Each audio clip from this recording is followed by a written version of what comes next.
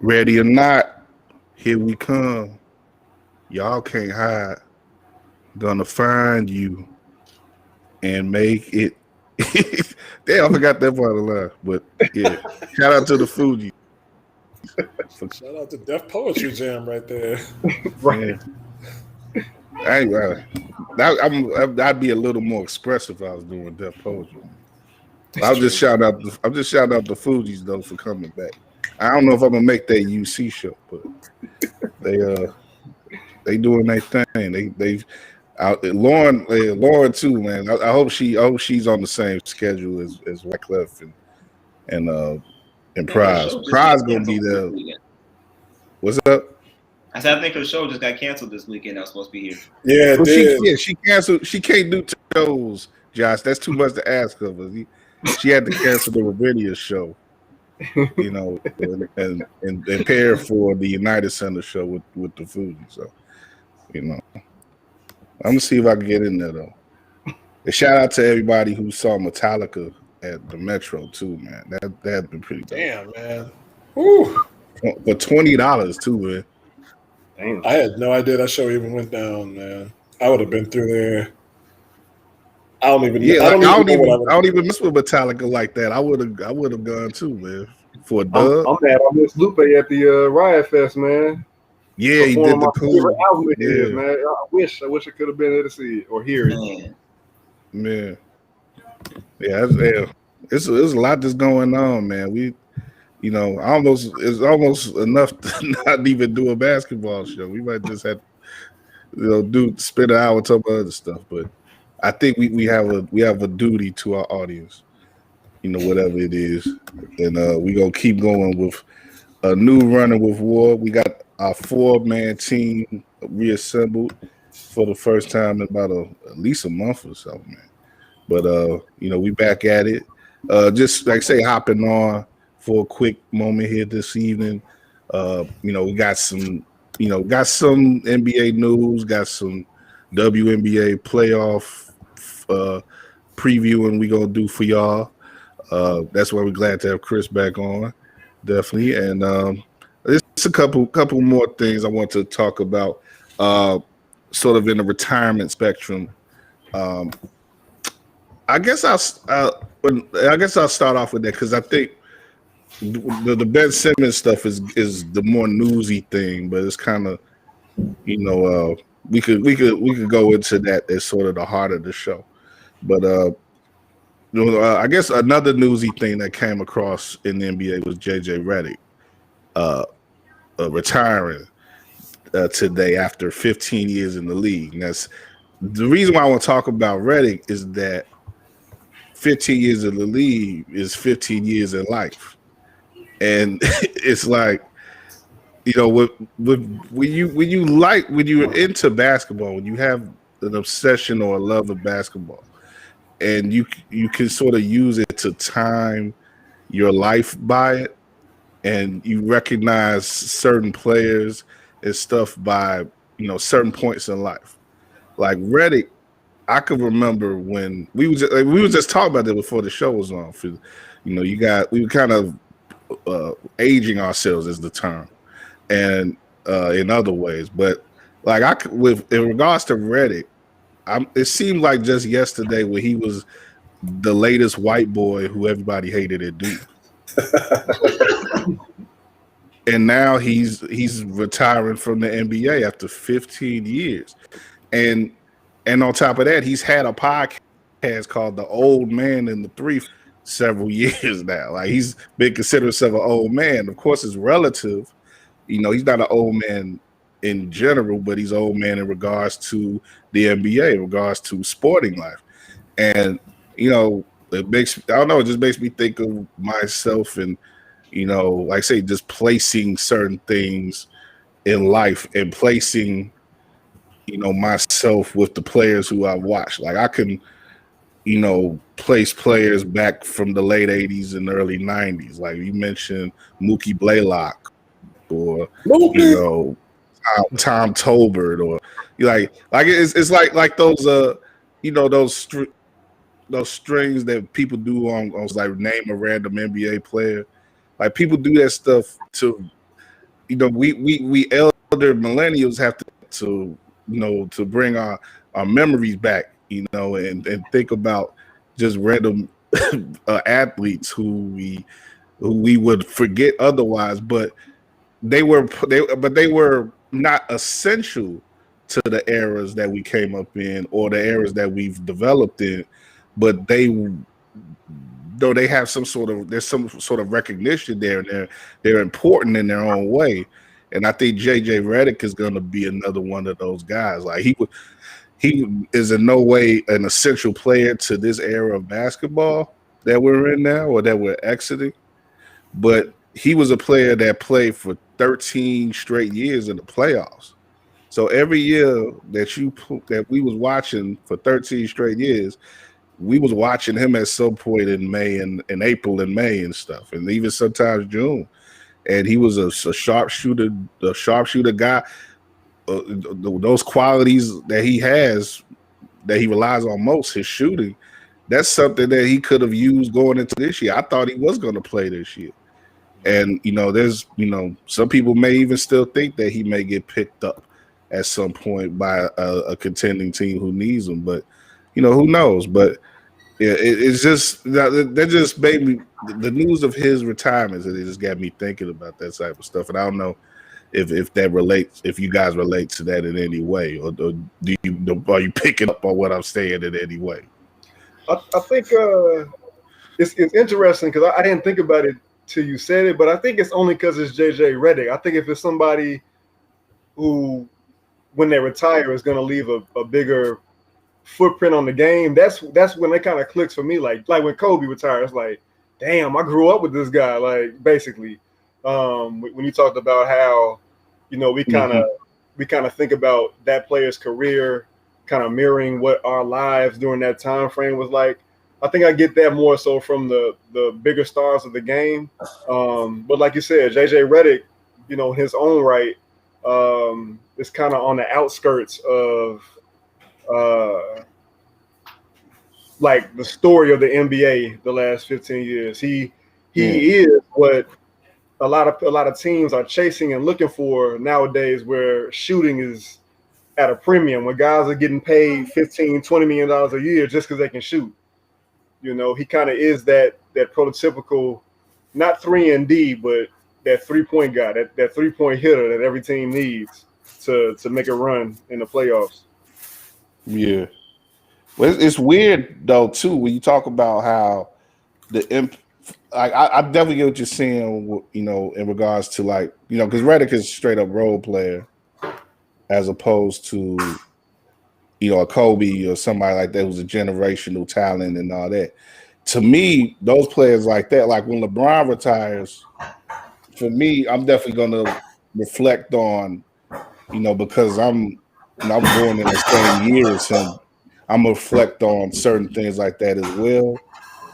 But also, there's a certain timelessness that I think, can be attached to a player of that magnitude, because their impact is going to be of the ages. Like their impact is along the line of the overall narrative of the league and of basketball history, whereas a JJ Redick is going to fit specifically in a certain pocket of history.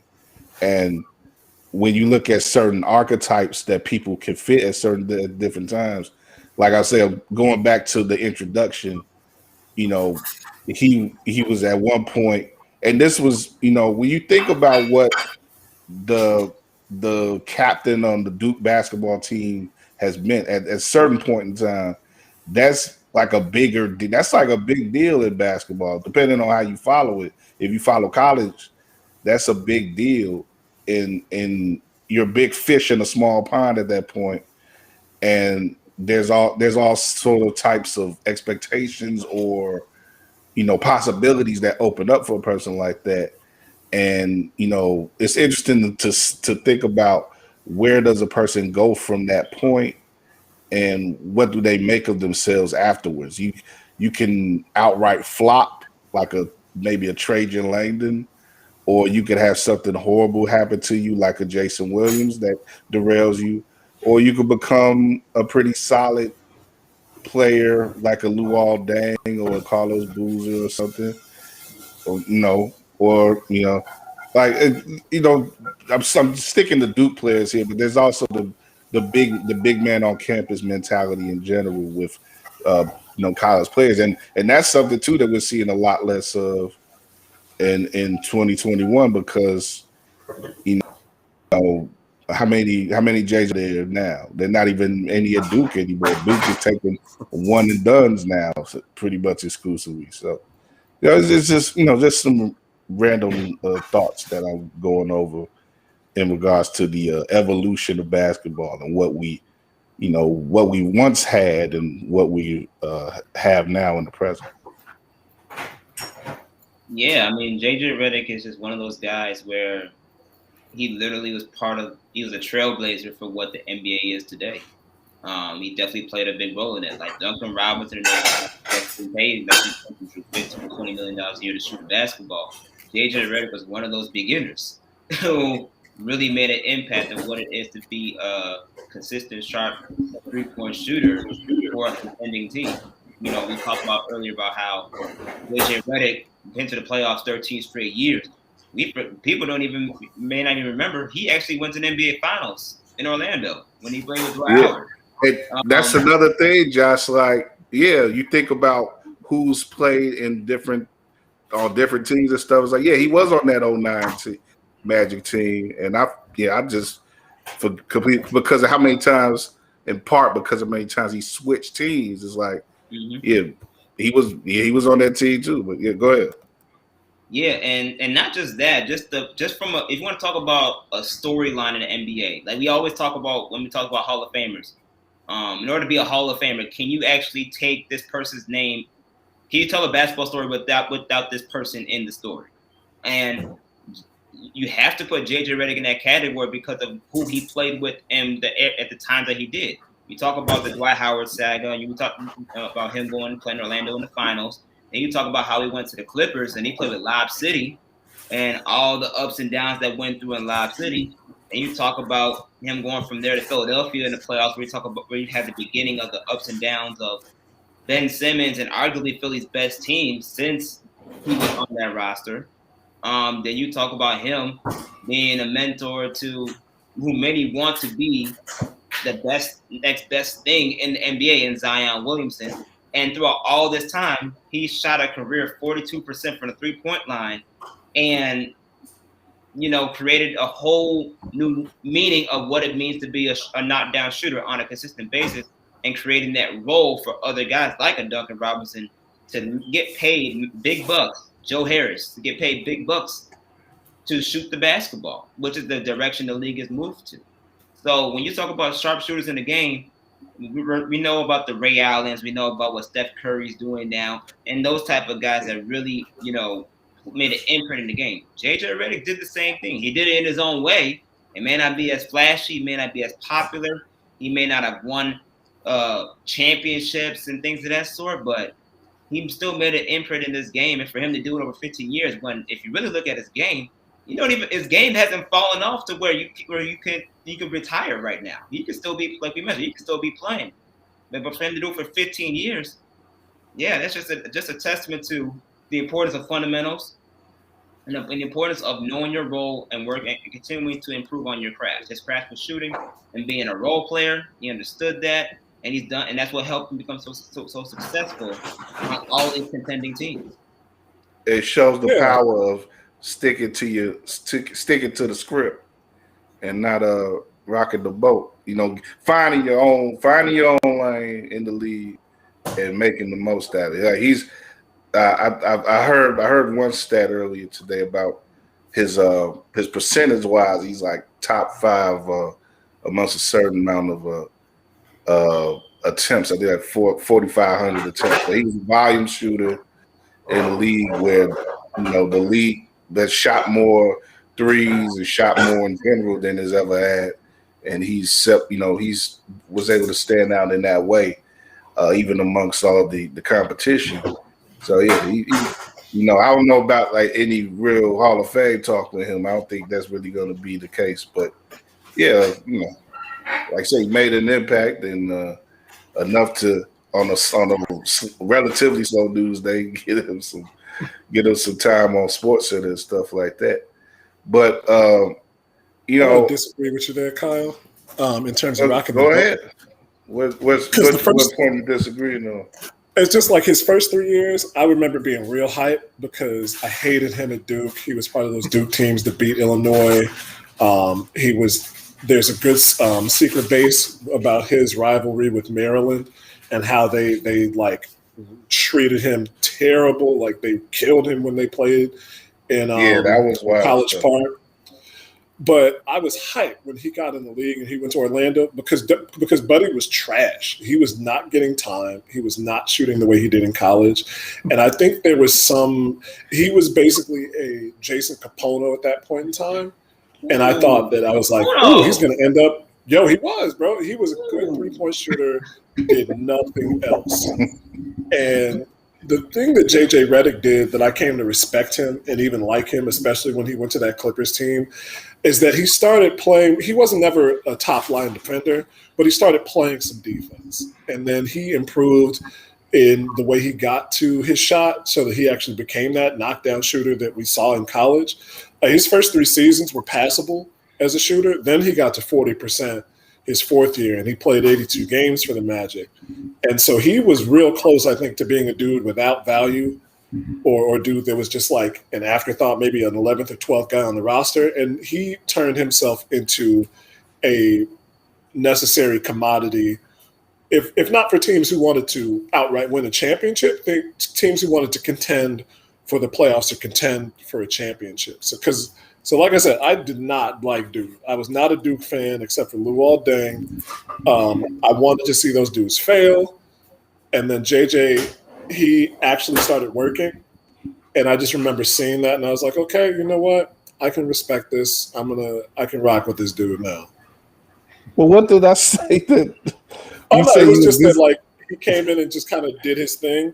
I saw him actually put in the work. Okay, yeah, I may have understated a little bit. You definitely make a good point about his evolution in shot creating, and like I say, he wasn't just a jump shooter, like he was early in his career and everything. He became more of an all around offensive threat, definitely. Yeah, moving without the ball. I mean, he changed his body, became a lot leaner. Throughout the bulk of his career too, to your point, Chris. So yeah, he put in the work. But my first memories or where my head goes to him is right back to Duke. It really doesn't, maybe the Lob City a little bit, but it's straight back to Duke, man. Yeah, back to them Stu Scott days, waking up on the early morning Sports Center, and they were talking about how he used to shoot all these NBA logo threes and stuff like that. Like, he kind of started that movement in the college ranks where he was shooting from NBA range from the Duke logo almost and just consistently knocking them things down. So it's like he was a trailblazer in his own right. Whatever way that he did it, it transferred into the NBA in such a way where now we're literally looking for guys on every squad. That type of a shooter. So, maybe even 3 or 4, depending on your roster build structure off of the team, to actually have those type of shooters. So that way you have to have that to win championships nowadays. So, for JJ Redick to be a trailblazer for that, I mean, people may not give him the credit he deserves, but he definitely deserves a little bit more respect on his name when it comes to that. Yeah, definitely. He like I said, he definitely fit amongst this era, and he was, like I say, he made himself stand out in a lot of. And I mentioned the podcast stuff too. I think that's sort of a trailblazing thing, or at least something he's got out ahead of, along with a few others, in regards to beginning your brand as your branding and extending it as an active player, and setting yourself up for your post-playing days. That's something he's going to be able to do for a long time, and he's going to be respected as as a person in that realm because he actually did play the game and play it at a high level. So and he sees to it's not about him because he's not a big star like that. The show isn't so much about him. It's about just him and bringing in other people and them talking about ball in the way that they want to. It's interesting too. Like, this is probably for another day, but especially with like the players' TV channels and all the stuff now. Like Josh, you remember covering that that thing they had back on All-Star Weekend a couple years ago. Like, it seemed like this is really getting to a point where every NBA player is going to have a show in a couple of years, like some sort of streaming thing where, Carmelo's got a thing where he's smoked cigars with people, and Draymond got his thing, and players got stuff where they just get drunk and talk stuff to each other. I saw DeAndre got a thing where he's cleaning when it's ridiculous. Like, there's gonna be no more shows left for people like us. It's just gonna be no pro ball players, and ex-ball players with their own shows now going forward. So I don't know. But anyway, I wonder what show Ben Simmons is gonna have, in 5 to 10 years. But because he's putting on quite a show right now, and that's really the big news of today. Good thing we did a show today in regards to that, because that broke through earlier. Adrian Wojnarowski, I'm not saying that right, but Woj broke through with the report about him, about Simmons laying it flat. A lot of people, had this being the case already, going back weeks or months or so. But, Simmons lays it out, for everybody to see, lays his cards out. He's not coming back to Philly. He doesn't want to play one more minute in that Sixers jersey. Talk about the end of an era. Like, they're going to be talking about their last dance, I guess, in a year or so, just like Green Bay, having a last dance without even having a first dance. But, the Sixers are they got to do something, it seems, at this point. If Ben is going to stick to his guns and hold out, there's going to be a lot of money wasted, there's no reason to think that he won't do it. But, maybe they could hold out, the Sixers can, and just see how real he is about this. But, to me, it just seems like this is a done deal at this point. What are your guys' thoughts on this? His agent is Rich Paul. It's definitely a done deal. Yeah. That's what clutch sports like that. LeBron's not going. But yeah, I think it's a done deal. It's time for him to get out of there. You talk about what show he got. Well, we already know who is going to be on the show, and that's one of the Jenners that he's dating. I forgot which Jenner it is. The Kardashian's going to be involved. It doesn't matter, but yeah. The Kardashian's going to be involved regardless. But but as far as this show, the next episode really is going to be where he's going to go. It's hard to say he's going to go to a contender, considering that they're pretty much solid at point guard. Which is the role that he's playing, and his contract is, top tier because of his max deal. I think that I heard today he's in the second year of his 5-year deal. So yeah, he's owed $33 million this coming year, and that's just going to raise up over the next 3 years after that. Yeah, and I don't see anyone willing to trade stars like that, especially when we talk about Golden State or Portland, which is the reportedly teams that he will be willing to go to. I don't see Portland trading CJ McCollum for him. I don't see Golden State wanting to trade Draymond Green for him. I don't see them wanting to trade a star for another star when it comes to that specific package. And with that being said, I think obviously we heard reports from our guy Scoop about the Timberwolves being busy. The Timberwolves are being busy. They always busy. Yeah, or something or some other team. Some of these teams like that I think I saw a report about the Cavs today, maybe being interested. But I also think that a swap with Philly and Houston would not be a bad idea either when you talk about John Wall. John Wall Yes, does sir. want out. And I think he actually is a better fit in Philadelphia paired with Joel Embiid.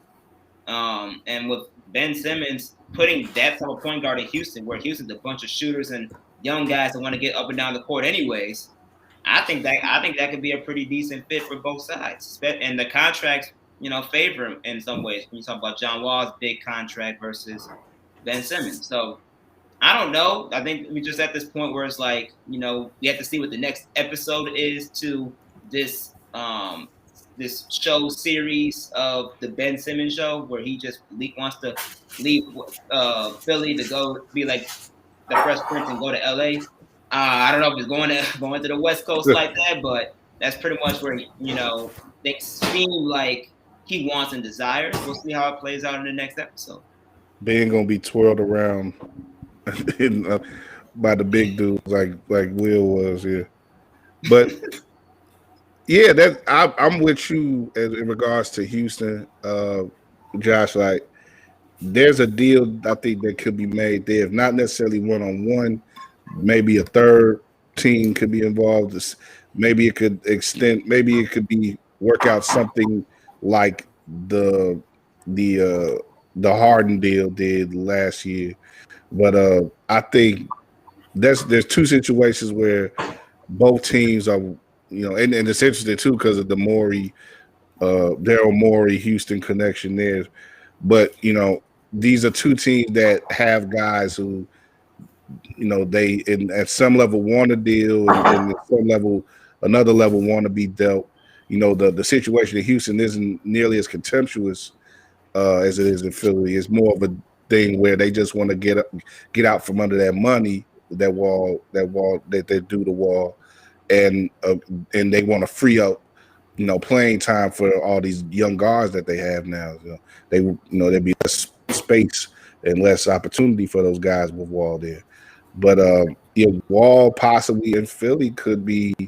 It's not necessarily it's not the thing where you can say, well, Philly came up, letting go of Simmons and getting John Wall, but it's something, and and you never know in regards to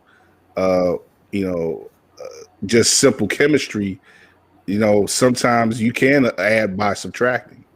And you get something. You're not getting the same thing that you're getting from Simmons, but you're getting something else, and that may be what you need to succeed or advance in your team effort.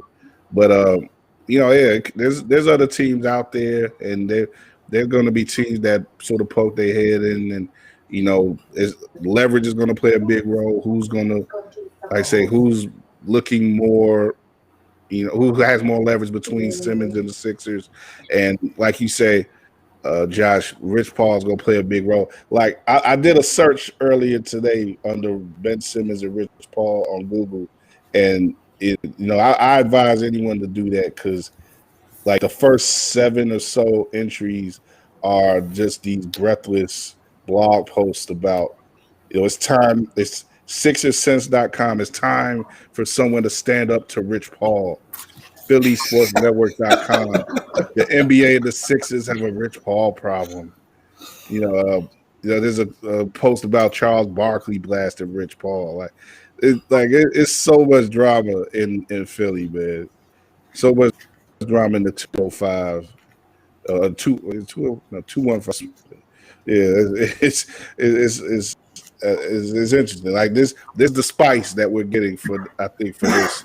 It seems to always be something that comes at the beginning of a season, at that training camp time to spice up things, and this looks like that's what's gonna be for this year.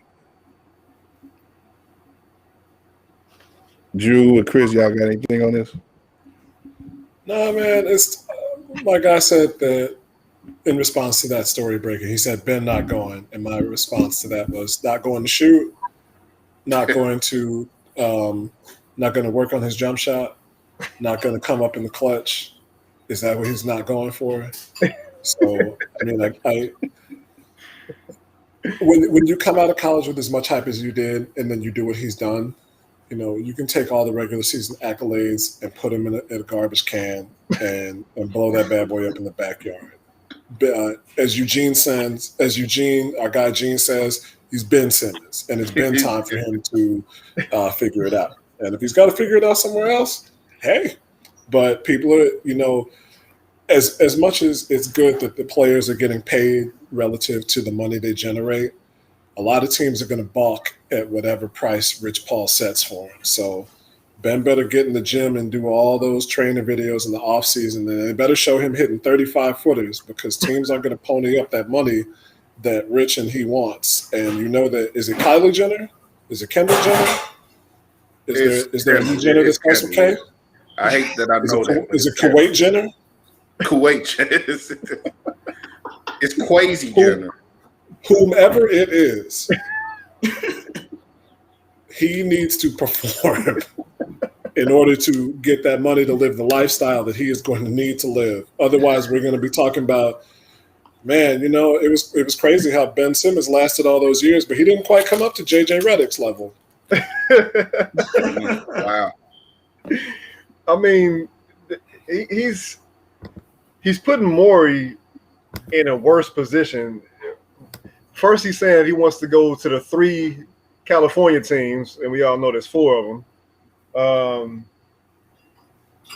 And now he's coming out with this. Like, the leverage is just quickly just leaving Morey's side. Morey is not – so we already know he's going to take a loss some way, shape, form, or fashion. So at this point, it's just about, Oh, no. I'm waiting for my grilled cheese. doing the best you can to get the best you can back in return. Okay. I feel like McCollum, the deal to Portland makes the most sense. I like what you said about Houston, him going to Houston, but I hate that deal for Philadelphia. I absolutely hate that deal. If Wall is the only thing coming back, he might be able to fit in a little differently with that team with Embiid, but is that team ceiling that much higher with Wall than it is with Simmons? That's why I say you probably want to get a third team in there. If you may not necessarily want to get Wall back, but you include him in the trade because of the money, or you say there's certain things. I mean, like I said, I'm not a GM, but you got to work them things out. And if you don't trade him to one of the California teams, what's the chances that he does this same thing? If you trade him to Portland, if you trade him to Houston, there's reports that he reports that maybe he'll fit better, or that Popovich will take a chance on another big name in San Antonio. Me personally, just for the chaos of it, I love to see him play with Paul George and Kawhi Leonard in Los Angeles. That would be just to shake shit up to the 9th degree. Just that's what I want to see. But there's no way that can happen because they just don't have the assets. But I don't know, man. It's like a game of chicken right now between Philly and Simmons. And Simmons, how much money is he willing to come off of to prove a point? There's talk that Adam Silver might have to get involved depending on how long this drags out. It's a mess, man. Right quick. Let's do a little bit. This is a little bit of Captain Hindsight type behavior here, but if you're looking at the Sixers specifically and their leadership, specifically Doc and Embiid, and the way that they reacted in the immediate to what he did in Game 7 against Atlanta. They couldn't. They did what they did. They sort of casted them out immediately, and there was really no coming back from that. Do you think that they maybe are regretting that now, or are they just like screw it? We dude is whack anyway. We don't need him no more. We tired of him. Like what do you think they're thinking of right now? Because if for no other reason, like this is a bunch of stuff that they should deal with. They already had maybe missing their window, and they did it a much more dramatic. Maybe it's better to just go out in a blaze of glory anyway. But they're still trying to compete. They're still trying to win a championship, and they feel that they have some sort of chance in the East. to gain control. But this is, they're inherently getting in their own way with this situation. Like, I don't know. What do you got to think about that? I don't think, in terms of Doc or Embiid regretting what they said, I don't think Embiid has that type of bone in his body. So I doubt that he regrets anything that he said. But as far as Doc saying in the aftermath of that game that he doesn't know or he's not sure if Ben Simmons can be the point guard on the championship team, I'm pretty sure if you catch that's a damn mistake. Yeah, if you catch him in an honest moment, he probably would wish he could take that back and keep his own honest thoughts to himself in that moment and say something just generic in that moment in time. If for nothing else, just to keep the leverage or as much as the leverage on Philly's side in this whole thing. Exactly, because that undermines you as a trade, undermines him as a trade commodity too. So yeah. Yeah, I agree with you, Drew. I think if he could take that back, he would. But I don't think he's going to take back the thought of really him thinking that Ben Simmons may not be a point guard for a championship team, especially when you talk about Doc Rivers winning a championship with a point guard that couldn't shoot. Like, if you really think about it, he won a championship with Rajon Rondo, someone that does not shoot the ball. And at least at that time in that career, he was not willing to shoot the ball.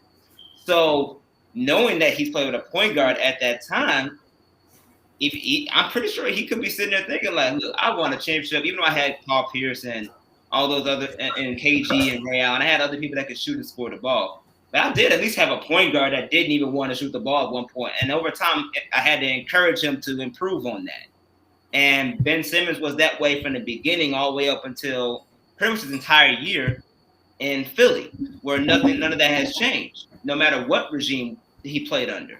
So knowing that, I don't think the thought of him really thinking Ben Simmons isn't a championship point guard, I don't think he really regrets that thought.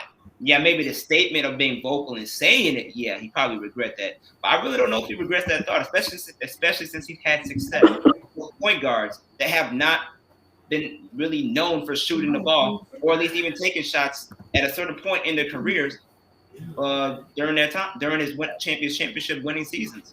Especially with Rondo, though, he would at least force the defense to play honest, though. Like, Ben Simmons just it's frustrating. I can't imagine being a Philly fan, man, because it's like, dude, if all you got to do is just be a threat, dude. Like, just be a threat, man. Even if you don't want to shoot the ball, you have to shoot to at least make the defense feel like, okay, if I leave this dude open, he's gonna take the shot. He won't even take the shot. Like, it's amazing. Then you see this dude every summer putting out these clips where he's taking threes all day long and 5-on-5s in the summer. Like, what are we doing, man? Like, come on, man.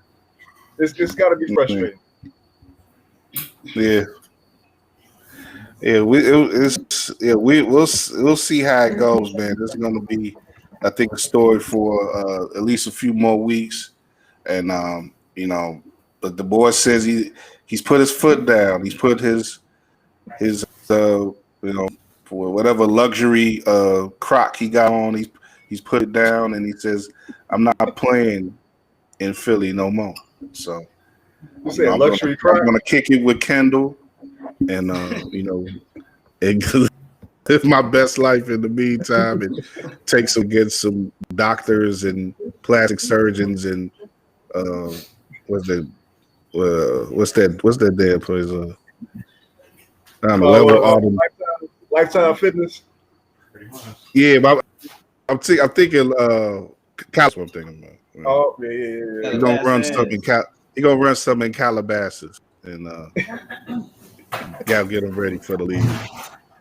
But anyway, let's get over to some real ballers, to the WNBA. Chris, I'm gonna let you lead off with this, man. Me and Drew talked about this a little bit. Make sure y'all check out Monday Night Memes as well, 6:30 p.m. every Drew, breaking down the weekend across Chicago sports. And we talked a bit on the Sky. 6-6 post Olympic break, and they were 10-10 before the Olympic break. So that equals up to a 16-16 mark. Good enough for a playoff spot. But is it good enough for them to do much damage in the postseason? They got Dallas coming up. They got them at home at least in a do or die, win a go home situation in the first round here on Thursday.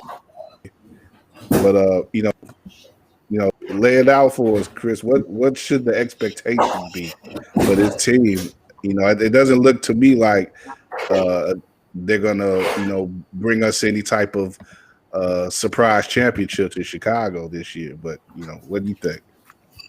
No, I mean it hurt me when James and I were talking on the podcast last night on the Skyhook, and James was upset, and rightly so, because he was laying out the Sky's road to the championship and how fraught that was, and how he didn't think, how he was certain that there was no way for them to win the championship. But it hurt me because of our show and because of the expectations with the roster they had to go over, this is what they would need to have happen to actually make the finals or win the championship. This team isn't making the WNBA finals this year, man.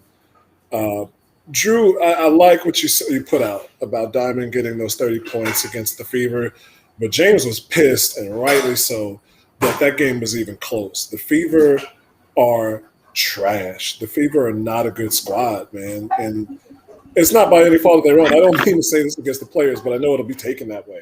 They're just not good. They're not good, and for the Sky to have the level of talent they have on the roster with Candace Parker, with Courtney Vandersloot, with Diamond, with Kalia Copper, who's taken such a big step this year, and for that game to be within 2 or 3 points, I think they were tied at halftime. That's a team that you got to stomp them out early. You got to do like my man did in The Godfather, when James Caan beat that dude's ass in the street. That's a team that you have to beat. That's not a momentum win going into the playoffs, even though they won by double digits. And Dallas, y'all have watched. Y'all know how good Arike is. And Dallas has talent outside of her with Alicia Gray, Kayla Thornton, Bella Allery, and Marina Mabry, who's been really good for them, I think, in the second part of the season after the Olympic break. And the Sky have lost close games to Dallas at home. In 2019, they lost a game they should have won, and this year at home, they lost a game that they should have won. So if they let the game go close, or if they fall into the same trap of letting off the gas late, Dallas is going to win. Their ceiling to me is win this game, and then hopefully look good in the next round. They can make the semifinals. But if they make the semifinals, they're playing Connecticut, who has a healthy Jonquel Jones, and Jonquel Jones is the MVP favorite, as she should be. So they would have to hope that they win one of those games in the semis if they make it that far. But to me, their ceiling is 1-1 in the playoffs, and a lot of questions going into next season. Chris, two things. You mentioned the Fever win. And I was actually at the game Friday when they lost to I left early too. They whooped by the Aces, and I would think because the Aces are a championship contender team that would be as much of a more revealing result than the I see what you're saying though, them barely beating a team that is nothing in the Fever. But what were your thoughts on just them? They're competing overall post Olympics. They didn't really aside from maybe 1.5 performances against Seattle, they didn't really acquit themselves in these more important games that they had. And why did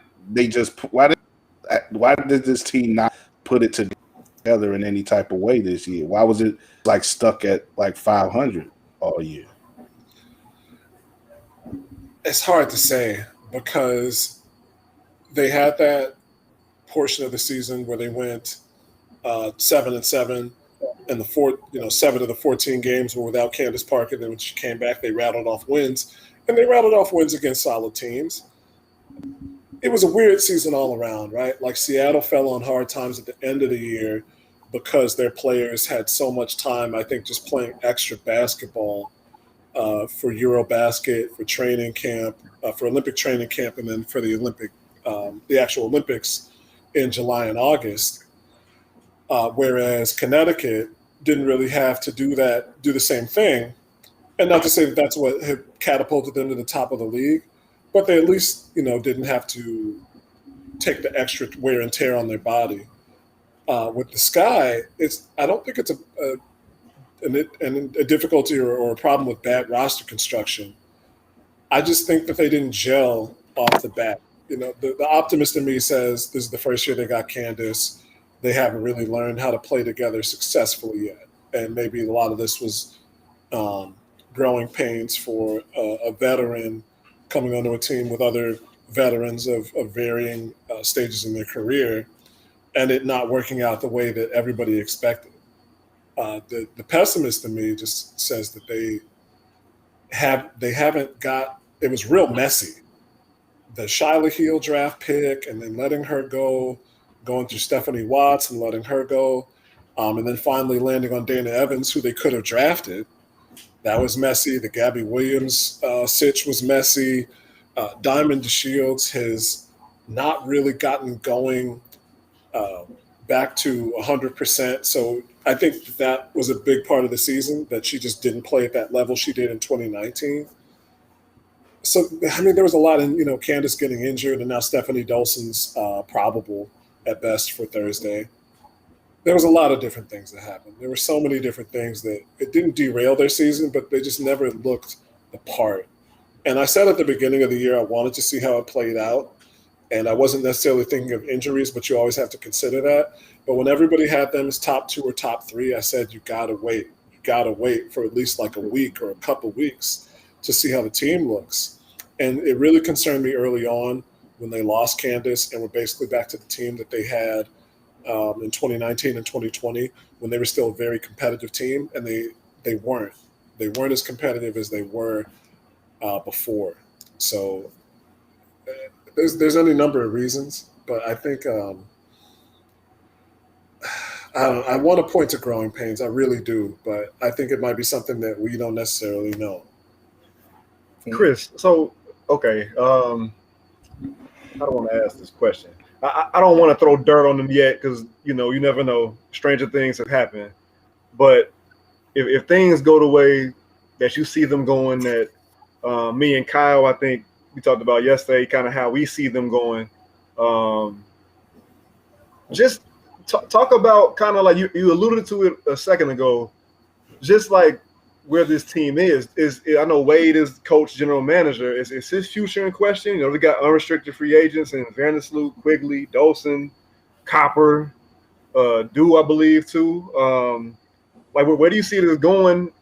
Is kind of the first part, and then the second part is just how much more kind of deflating has this season been because of what could be coming in the off season? That's a great point, Drew.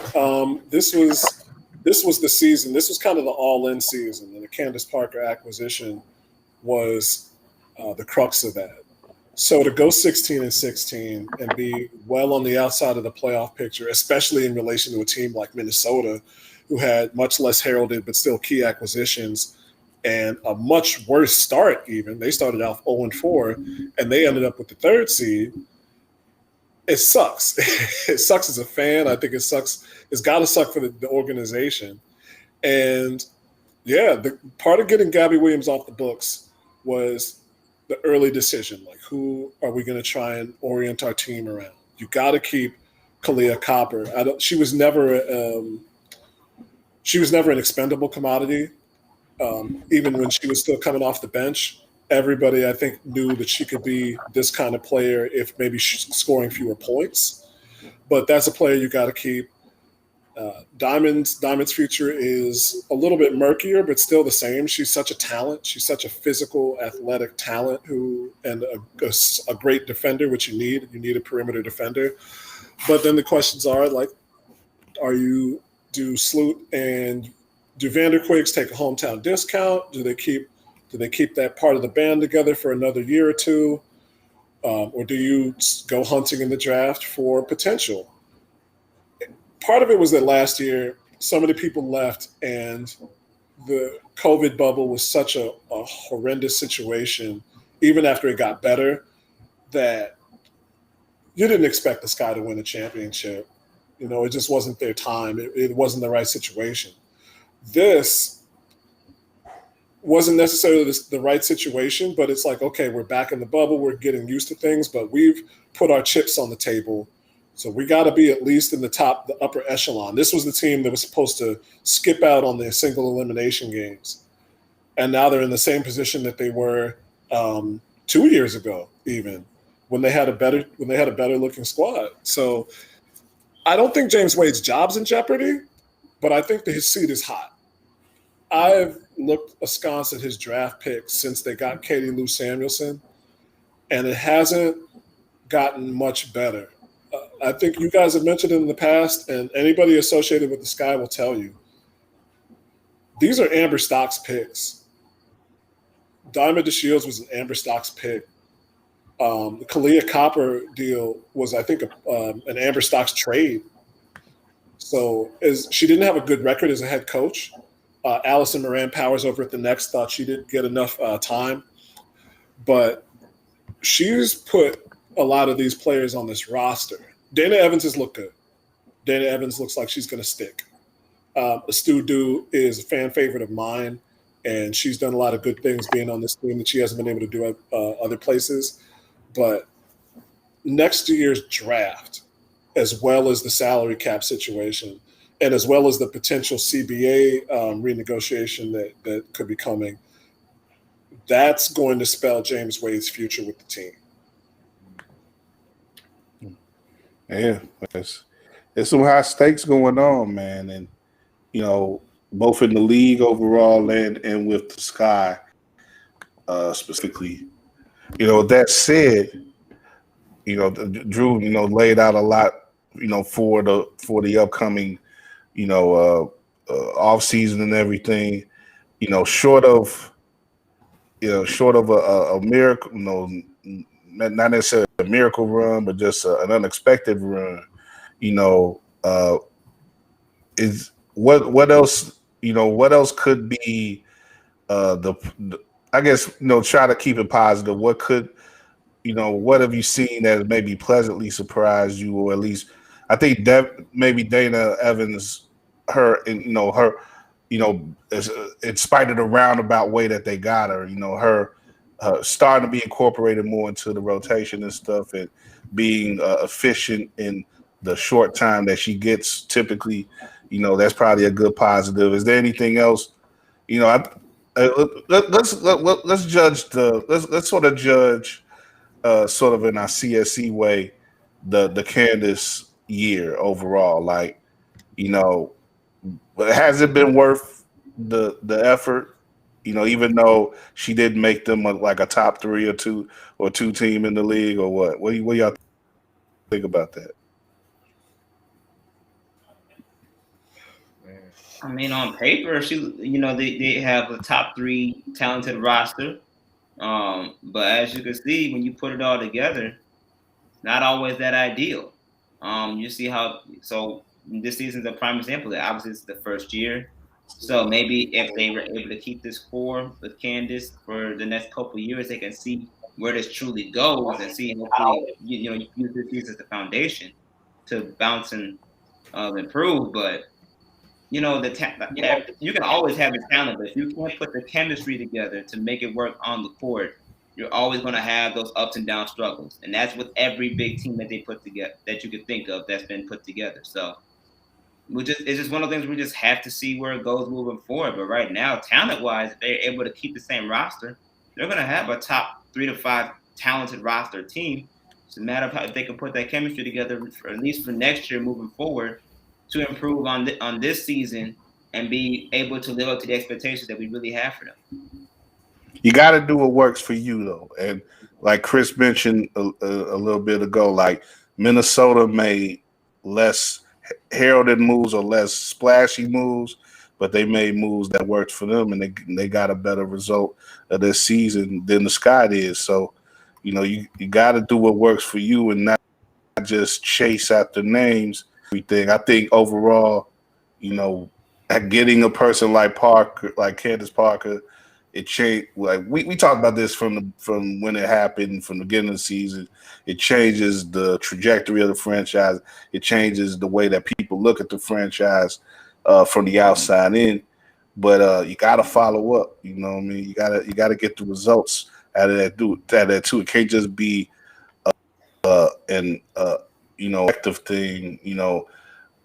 If you're gonna act like a big time team, you got to follow through with it too. Chris, this might be an impossible question. In its hindsight, it's hard to get into that. And I think that I think that any of us, all of us back then, there was a buzz about Candace Parker coming to the city. We talked about it that was unparalleled, especially for the Sky, but also just in terms of other teams around the city. Like we were comparing it to Marion Hossa and Dennis Rodman coming to, going to the tour. I mean, it meant something almost bigger than basketball. But do you think, does this season look any different today if they would have kept Cheyenne Parker and not gone after Candace Parker? No, even if you take out Cheyenne getting pregnant, because for better or for worse, Cheyenne was not going to get vaccinated. And so, she was on the COVID list for a little while, and then she was out for the rest of the season. She was on the pregnancy IL. So I think the ankle injury, what have you, even if that doesn't happen, they're in a much different place. And to give them some credit, in terms of Pythagorean luck, the Sky were -3 in wins, according to their points for and against. So they really could be in that 3 or 4 spot if it weren't for like a game I mentioned against Dallas, the game against Phoenix that they lost in the last second shot, and a couple other games this season. But, we all watch basketball. It doesn't matter what the statistics say what should have happened. They're a team who has consistently let late leads slip to the point where they're in that position to lose on, the final play or the final 3 plays or the final 5 plays, what have you. I don't think that keeping Cheyenne changes that. They got a better player. As much as I like Cheyenne, as much as we all like Cheyenne and her growth, they got a better player. Yeah. And it's hard to argue too the results when when Candace was on the court. Like they play better ball with her on the court, and she has some very solid games, some games that really belie the piece in her career right now, where you think she's got to be slowing down. Like she's had some vintage efforts out there this year, and you hope that maybe she can do it again next year, and they could just build a little bit better around her, and and help, and that health wise they have more luck, and that she can play through those games that she couldn't play through this year, without those, like say those 7 losses in a row, that particular stretch. Maybe they are a top 4 team at least, and in a better position. But with that said, looking at those top teams, Seattle, Vegas, Connecticut, Minnesota, even maybe a Phoenix who definitely has the talent to play with anyone. Out of those top teams above the Sky, who do you think, Chris, has the best shot of taking it all this year? Connecticut. Definitely Connecticut. And as much as the Aces have finally put things together, they really don't necessarily need the best record in the conference. I think Connecticut has had that once before and didn't make it. But Jonquel Jones, man, she has epitomized the new form of basketball. She can step outside and shoot threes at a consistent rate. She's an all-world defender. She was playing overseas for both Eurobasket and I think the Olympics too. And Connecticut was without her for a part of the season. And she still not only put up MVP numbers, they haven't lost since June. They have not lost a game since early in the season. They're so well balanced in terms of who they can rely on for offense. If John Quell's not hitting, DeWanna Bonner is there, and she's just a veteran shooter who's long, so you have to have somebody on her who can defend and defend with some quickness. And then you have Bree Jones, who carries the other side of the rebounding when John Quell's not on the court. And they're getting Alyssa Thomas back. And I have no other way to describe Alyssa Thomas except for like getting hit head on by an ice cream truck going at like 60. Like when they played in the bubble, she tore Cheyenne Parker apart. It was like I was about to throw stuff at the screen. Like I felt like a parent watching their kid get beat up at football. I wanted to like run up and just like start laying into her myself because you feel that way about your team. But if she's back and she's healthy, because she was putting up like 15 points with 2 torn labrums, it's going to be so difficult for teams to get around that. Las Vegas is solid. Kelsey Plum is playing like the Kelsey Plum at Washington. Asia Wilson is not putting up the same numbers she did last year, but she's a superstar. Liz Cambage, if she's healthy, if she's well out of COVID protocol, she's solid. And Chelsea Gray is one of the best point guards the league has seen. All that being said, the Aces still have to prove it to me. They got to get to the finals without being in the COVID year. And so that's why I think that this is Connecticut's time. The only deficiency that they have is that they run a short lineup. They play a lot of 6 and 7 player rotations.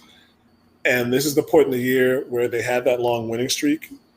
And now players might get a little tired because you've got to play those players Tibbs minutes, but they were already playing Tibbs minutes. Y'all know what I'm talking about. So there's a chance for them to get worn down, but they have a double bye to recuperate. So if somebody asked me to put 20 on it, I put that on Connecticut. I'm sorry. That's the thing about the WNBA playoffs. Like say that double bye, that's nice to have. Nice recuperating time there, and we'll see how that goes. It's interesting, because I'm going back to when we were previewing the season. It didn't seem like Connecticut was that much of a favorite coming to the season. Or am I wrong? Like for you to be so sure in them at this point, how surprising is that for you? I mean, they've been solid. Kurt Miller is a good coach. People have known that for a long time, and they've been a good team for a while now. We talked about it a bit that they have this hashtag disrespected with a CT in capital letters, and some of it is true, man. Connecticut gets overlooked, considering that they're a team in the Northeast, centered pretty close to you know who. And the Aces, and before Candace left, the Sparks were getting a lot of the publicity. Seattle with Sue Bird and Breonna Stewart, and some of that's rightly so. But for being as good a team and for pulling off the moves that they did, getting DeWanna Bonner out of Phoenix, man, they've had a solid team, a solid rep. I'm not surprised. I'm surprised that they did this well, because I thought that Las Vegas and Seattle were going to finish 1-2. So for them to win 26 of the 32 games this season, that's surprising. But for them to be around the top, that's not surprising. Yeah, that's a hell of a record for a 32-game season. Yeah, definitely. Man. So there you go. Put your dub on Connecticut, man. Like Raekwon say, peace to Connecticut. But well, yeah. I wanted to go over the top 25, the 25 best players of the WNBA or the WNBA 25. We probably do that. Maybe we could say that for the end of the season. We gotta get James back on too to get into that as well. Well, I'm scratching a couple things off the rundown. We're gonna start to wrap up. Getting close here to 9:30, but yeah, I definitely want to talk about some basketball journalists too in the near future. Another retirement that I wanted to get into. We talked about retirements earlier with JJ Redick, because Jackie McMullen retiring from ESPN. They made a big deal of that a few weeks ago. We've been on hiatus, so we didn't talk about it at the moment. But I think she was definitely a groundbreaker in the world of journalism and basketball journalism, definitely. And she's earned a lot of plaudits and a lot of respect over her time. Just for simply being a woman in a market like Boston and in a sport like professional basketball, where a lot of you had a lot of hurdles to jump to get in the locker rooms and to get respect for players and all that stuff. I think Jackie Mack showed herself to be the real deal and an essential basketball journalist that people who love the game came to for real information, real description, real descriptions of players and of happenings and stuff, and not just being a personality. So many people who are into basketball today are just personalities, really, and they call themselves. They may they may put on a front like they journalists or they this that, but they really just out here, as influencers or something. But Jackie Mack was a real reporter, so I want to shout her out. And I think like I say, maybe our next show, maybe near in future shout outs. You guys could think of that too, because I was going through that in my head too earlier today. No, really, since I've been last couple of weeks, like essential basketball journalists. Who are the people who have documented the game over the course of time, from generations back to today, who were really essential and really important in making sure that the knowledge was done right, and that we have the type of information built up, records and everything, that allow us to see the game for what it is, from going back to the 50s, going back through the history of the NBA and all that, and I think that'll be a good discussion in the near future. But speaking of journalists, we'll wrap up with a little more spicy journalistic situation with ESPN. We went over that stuff before with Rachel Nichols, and everybody talked about that with her and Maria Taylor. And what it looks like now is that they're both out the door. Of course, Maria has found herself a place in NBC. She's doing that thing with NFL now, on their Sunday Night Football coverage.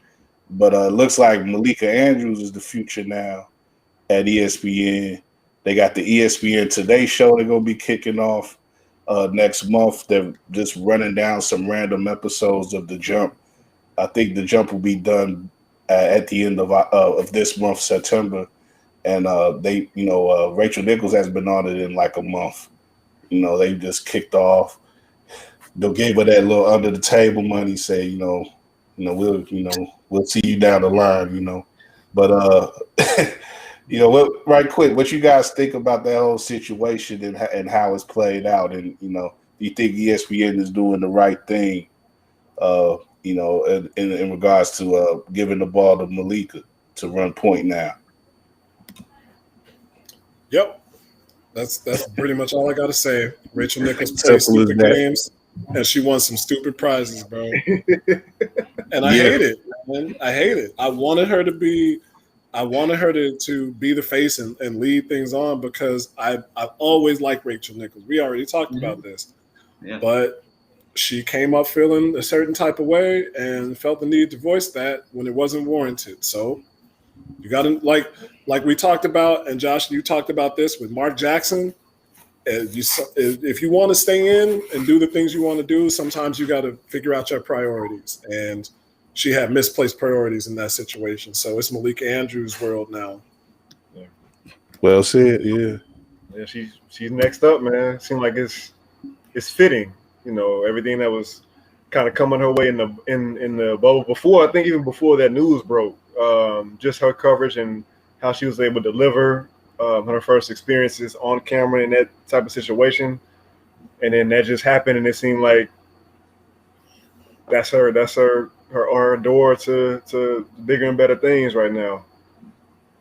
Malika Andrews, that is. Like, I'm interested to see how this NBA Today show differs from The Jump and what types of things they do, or how they tailor the show differently and to set themselves apart from The Jump. So that'd be something I'm looking forward to seeing what they do, what kind of twist they put on it. Well, I'll say one thing. You know, I think the title doesn't bode well because the title is vanilla, and you know, I mean, you can only do so much with a daily NBA show, I guess. But you know, I don't know if they think this way, but they have to think of their competition as. You know, Turner is a broadcast partner, but they have to think of him as competition in a way as well. And as long as Turner is doing the things that it's doing on each Thursday and even like Tuesday now, where they have their players only stuff, you know, when they come through on Wednesdays and Fridays and some Sundays and Saturdays too, Saturday nights, you know, they gotta be like, man, we gotta keep up the energy that Turner's putting out in the way that they're really representing the game. And you know, I think ESPN, you could say they took a step forward with this. They're looking towards the future, and that's what they were doing with Maria. And you know, Rachel knew that. Rachel Nichols knew that. That's why she was so salty, because you know, she saw that time was ticking on her time as being the queen of the NBA over there. So, you know, she said what she said, and she got caught out there. But you know, I think ESPN in general just got to think about the way it's portraying the league, the way that it's, you know, the energy that it's having with its shows. It can't be so. They got to get off that hot take stuff. They got to get off. They can't talk about LeBron as much as they have in the past 15 years. Like, they have to showcase the league in different ways now. And, you know, like we talked about earlier, that, you know, Paul Pierce can't be right. You can't make Paul Pierce be so right, you know, especially the way that he came out of the network. But, you know, we just got to think about those things, man. And, you know, I would like for ESPN to be better than it is at broadcasting NBA.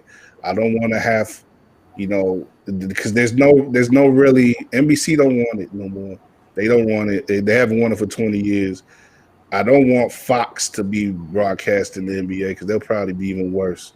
Yeah. And, you know, ESPN really is the only hope besides everything being run by Turner. You know, maybe Turner could take everything and partner with CBS like it does for the college game. But, you know, beyond that, there's no other option but ESPN, really. So, you know, hopefully they'll be a little better and starting with this upcoming season. And I think, you know, Malika, like I say, you know, having her host and having her, like I say, run point, as it were, for their coverage is a good step forward. I mean, you know what they need to do? You know what they need to do? What they need to do. Bring back the NBA on NBC. Hold on, I mispronounced that. The NBA on NBC. That's what we need, man.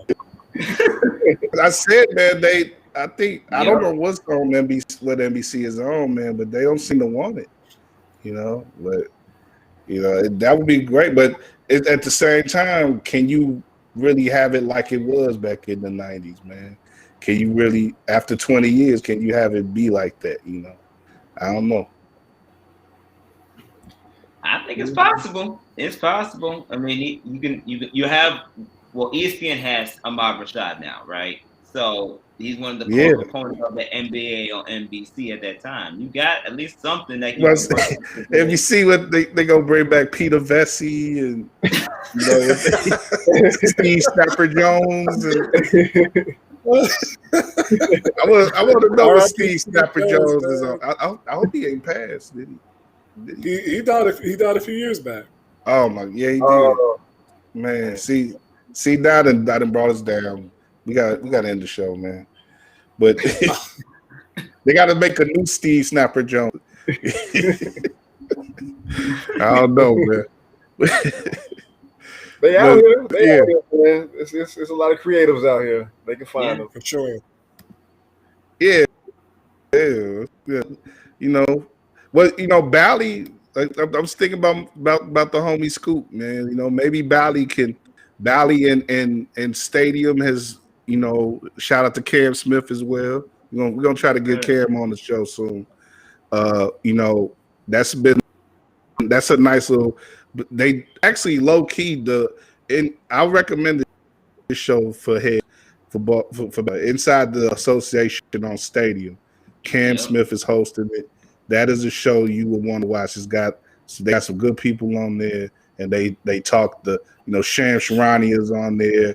They do some exclusive interviews from time to time, and it's a good show. Quick 30-minute show. It's kind of the opposite of the Jump, whereas the Jump is sort of a bloated hour, and it's all about these the hot takes and all this. Like they just get down to business on inside the association, and they do their thing, and they in and out, and it's a good half hour of television. That's what I said. But anyway, it's a lot that's going on with the media side as well. We definitely gonna stay up on that because that's part of what we do as well. So we shout out to everybody who's doing it for real on the real side, who really loves the game and is not out here just trying to be, like I say, an influencer or just trying to manipulate things or try to, just make themselves famous off the game. They want to really depict the game for real and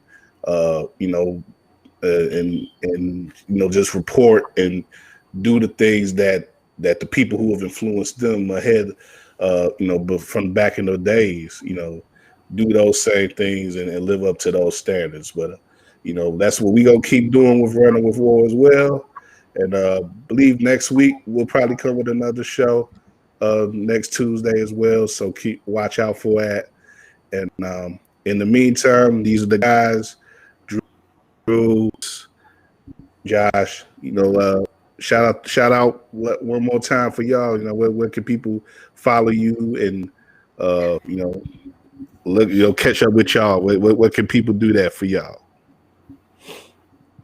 Just look what Drew did on Instagram and Twitter. Josh M. Hicks Media on the IG and Twitter. I'm at Quandary Kitten on Twitter. That's KWANDARY Kitten. You can also catch me on my email. Leave me the F alone at nunya.com. He acted like he's such a hermit and stuff, but he got like 6-7 shows that he's on. Yeah, I mean, going for a second. He about to give his email. We doing it now? Right. See, that's why I suck. They're gonna be listening to this like, oh yeah, I got some stuff to tell, and then they'll be like, oh, he got us. Man, you sound like them guys that used to do the fake voicemails on their phones, but they'd be like, hey. Yeah. Hey, what you doing? Hey, can I hear you? Oh, I'm sorry, I couldn't get to the phone right now. I'm cold right now. that Archer type stuff. Yeah. Yeah. That's it for now, man. I would do that bit too, that email bit, but I can't do it better than Chris. But just Means Matters on Twitter and K-Mean on IG, WARR Media, Twitter, IG, Facebook, and if you're watching this right now, wherever you're watching this, keep up with it. If you're not following it already, whether you're on Twitter or on YouTube, definitely subscribe on YouTube so you can get the notifications ahead of time when we drop new videos, and watch live, man. A lot of y'all watch after the fact, but you can't talk with us. It's like you could talk with us and build with us, chop up with us. I think we intimidate a lot of people, unfortunately, but they don't want to get in on the conversations like that because they think we're gonna eat them up. But we're not bad guys. We're nicer than that. So just keep rocking with us, and like I say, show us love, we'll show it right back. I'll throw out that old goodie, and in the meantime, another old goodie. Keep bouncing, and we'll be back with y'all next week.